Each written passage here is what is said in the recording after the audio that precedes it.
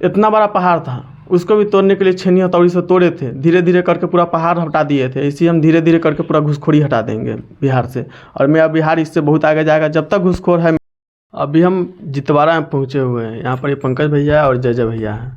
हमको कितना दिन से रिक्वेस्ट करे, भैया आइए आपसे कुछ सवाल जवाब करना है, और हम आज पहुँच गए उनके पास और खास बातचीत करेंगे। सबसे पहले अपन नाम बताइए। मेरा नाम पंकज कुमार हुआ। क्या बात है मेरे साथ से? देखिए, हम आपसे ये पूछना चाहते हैं, आप रिपोर्टर क्यों बने, क्यों लगा कि हमें रिपोर्टर बनना है? जी, बात तो सही है। हम इसका भी जवाब देते हैं। हम इसलिए बने कि आजकल आप देखिएगा, इतना पढ़ लिख के उसके बाद बेरोजगार रह जाते हैं लोग। उसके बाद कोई धंधा काम मिलता नहीं है, धड़ धड़ ठोकर खाना पड़ता है। दूसरा राज्य में जाइए, वहाँ पर मार खा के गाड़ी सुन के काम करना पड़ता है। हम यही सोच के रिपोर्टर बने कि हम रिपोर्टर बनेंगे और समाज का सेवा करेंगे। जो समाज की कमी है, जो सरकार के द्वारा लाभ दिया जा रहा है, वो लाभ दिलाने में सक्षम रहेंगे, और हर वक्त इसके लिए हम आवाज़ उठाएंगे। इसलिए हमको कोई अभी भी फ़िलहाल में मेरे साथ कुछ घटना हुआ है, वो घटना तो आप वीडियो देख के समझ जाइएगा, जो मेरे नीचे वीडियो डाला हुआ है। पर यहाँ तक रिपोर्टर बनने का मेरा एक ही मकसद था कि जो हर आदमी तो अपना नेता विधायक बनिए है, लेकिन हम देश के चौथा पिलर हैं, और ये नाते हम लोगों का हक दिवाएंगे, और जहाँ तक हो सके वहाँ तक लोगों का आवाज़ पहुँचवा के उसको सहारा जितना होगा उतना हम सरकार के द्वारा दिवाएंगे। इसीलिए आप बताइए। अच्छा, आप पे ऊपर एक आरोप लगा था कि आप मुखिया का एक वीडियो बनाकर और उससे बोले कि 50,000 रुपया दीजिए, नहीं तो आपका वीडियो वायरल करेंगे। ये कहाँ तक सच है? देखिए, सच तो ये कुछ भी नहीं है। वहाँ का हम एक वीडियो चलाए थे। वीडियो में था क्या, जो इंदिरा आवास जब मिल रहा था उस वक्त का वीडियो था। और उस वक्त हुआ था क्या, जो यानी 3 किस्त में इंदिरा आवास आता है, उसमें लमसम में एक किस्त में 10,000 से 15,000 रुपया लिया जा रहा था, और जिसको तीनों किस्त आ गया था उसे यानी 40 से 45,000 रुपया और 30,000 के बीच में पैसा लेता था। वहाँ से हम बात किए खाका टोला पर, और उसके बाद वहाँ के आदमी हमको जुटे और बोले कि चलिए से आपको साथ है, एक बार आप मुखिया जी से इंटरव्यू लीजिए। हमसे तो इंटरव्यू ले चुके हैं, और मुखिया जी से आप पूछिए कि क्या चीज़ के बात के ले रहे हैं। हम गए मुखिया जी के पास और बोले क्या सर, आपको से हमको 2 मिनट का समय चाहिए। उसके बाद वो हमको साथ गाली गलौज करते हुए, यहाँ लफड़ तफड़ करते हुए जाति बात भी गाली दिए। उसके बाद हम पे झूठा आरोप लगा दिए कि 50,000 रुपया हमसे मांग रहा था। पूछा कौन मांग रहा था? आकाश प्रियदर्शी। हमको कहा चलिए कोई बात नहीं है, हम पैसा मांगेंगे किसी से तो उसके पास सबूत होना चाहिए। पहला बात तो उसके पास कोई सबूत नहीं है। हम किसी से आज तक इतना वीडियो बनाए हैं, लमसम में 500 वीडियो के आसपास मेरा बन गया होगा अभी तक। हम किसी से 1 रुपया नहीं लिए है, नहीं लेंगे। ये आरोप लगाया गया था हम पे, जो झूठा, सरासर झूठा था, और हमको दाबने के और जातने की कोशिश किया जा रहा था। जाति नीची है, और वो नहीं सोचता है कि जो नीचे जात के वो नीचे ही रहे, वो आगे कभी ना बढ़े। हम जब जनता को सेवा कर रहे थे तो उसको कुटकुटा के लग रहा था। अच्छा। तो भाई तू कौन होता है सेवा करने वाला? हम रिपोर्टर के नाते लोगों को जो बात है, जो हकीकत दिखाते हैं और हकीकत अपना न्यूज़ पे चलाते हैं। मेरा काम है अच्छा भी न्यूज़ दिखाना और ख़राब भी न्यूज़ दिखाना। कोई समाज से भी उसको भी दिखाना, जो देशद्रोही है उसको भी दिखाना। और यही बात कि उसको लग गया करवा, और हम पे जाके झूठा आरोप लगाया। इसके बाद हमको साथ मारपीट किया गया, और उसके बाद दूसरा बार भी फिर मारपीट किया गया, और बार बार हमको साथ फंसाने के कुछ में न कुछ में कोशिश करता ही है। इससे हमको कोई दिक्कत नहीं है। सब जनता सब जान रही है क्या बात सही है और नहीं है, यही बात है।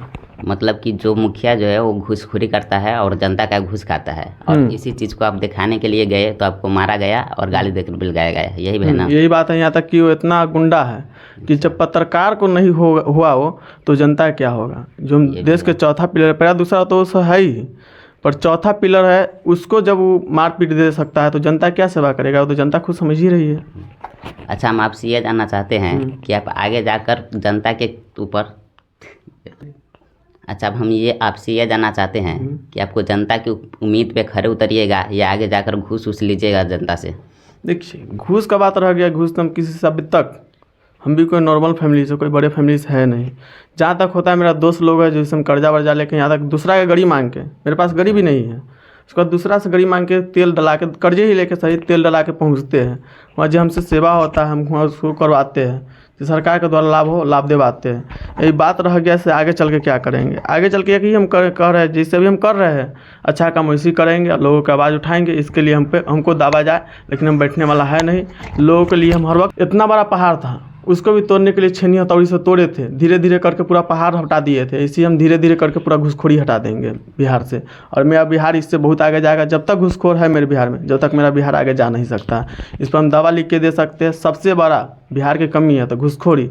आज मेरे बिहार में कम से कम 20-25 कंपनी रहता, तो मेरे यहाँ के जो जनता है और कुछ समाज है जो बाहर जाकर दर दर भटकते हैं, गाली सुनते हैं, मार खाते हैं, यहाँ तक कि काम करने के बाद उसको पैसा भी नहीं मिलता है, रोजी रोटी पर भी उसको आफत हो जाता है। वही मेरे बिहार में आ जाए तो कितना अच्छा रहेगा और कितना अच्छा रहेगा। हम ये सोचते हैं कि आगे चल के हम अपना बिहार में ही सब चीज़ करवाएं और हमसे जितना तक हो सके हम तो करेंगे ही। बाकी जनता खुद समझती है और इस पर ध्यान देगी तो अपना बिहार में ज़रूर कभी ना कभी कंपनी बनेगी और यहाँ पर अपना जो बिहार के लोग हैं बिहार में करेंगे। अब दूसरे राज्य में जाइएगा, हर स्टेट में आपको बिहारी मिलेगा, वही बिहारी दूसरा राज्य को जब इतना आगे कर सकता है, खुद वो अपना बिहार के लिए एक बार सोचे और यहाँ के नेता सोचे तो मेरा बिहार बहुत आगे जा सकता है।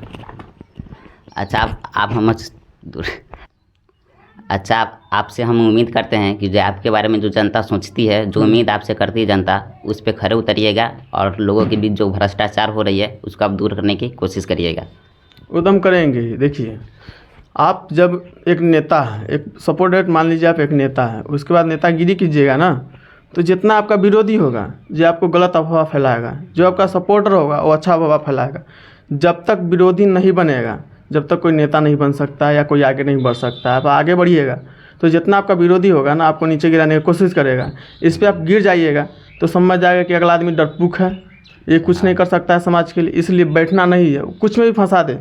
ये बताइए, हमको जेल यानी हमको जेल भेजने का भी पूरा इंजाम लगा लिया था। हम क्या सोचे, जेल तो इंसान के लिए बना है। हाँ, ये भी है। में हम गलत करेंगे जब तो जेल जाएंगे ही, ये तो निश्चित है। गलत करेंगे उसके बाद जाएंगे ना। जब सही राह पर चल रहा है तो कोई हमको जेल नहीं भेजा सकता है। और मेरा हर एक गलती पकड़ रहा है, लेकिन मेरा एक गलती नहीं पकड़ा रहा, इसलिए जो मेरा दोस्त है उसके सहारे हमको फंसाने की कोशिश किया गया था, पर उससे हमको कोई दिक्कत नहीं है। जो हम पर सही है वहाँ पर हम सही रहेंगे। तो वीडियो